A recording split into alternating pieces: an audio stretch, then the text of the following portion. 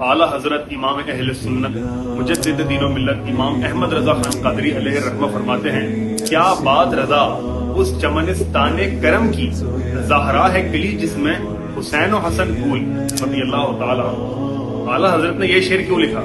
اس لیے لکھا کیونکہ امام کے پیش نظر سینکڑوں احادیث تھی۔ حضور علیہ السلام سید عالم نور مجسم صلی اللہ تعالیٰ علیہ وآلہ وسلم نے فرمایا کہ دعا رکی رہتی ہے جب تک کہ مجھ پر اور میرے اہل بیت پر درود نہ پڑا جائے۔ اتنی بڑی شان اہل بیت کی۔ ایک روایت میں فرمایا کہ حضرت حسنین کریمین شہیدین سیدین جمیلین رضی اللہ تعالیٰ عنہ کے ہاتھ پکڑ کر کہ جو شخص مجھ سے، ان دونوں سے اور ان کے والدہ اور والد سے محبت رکھے وہ جنت میں میرے ساتھ ہوگا۔ جو قرآن پاک کی آیت ہے وَاعْتَصِمُوا بِحَبْلِ اللَّهِ جَمِيعًا وَلَا تَفَرَّقُوا، کہ اللہ کی رسی کو مضبوطی سے تھام لو اور آپس میں تفرقہ بازی مت کرو۔ امام جعفر صادق رضی اللہ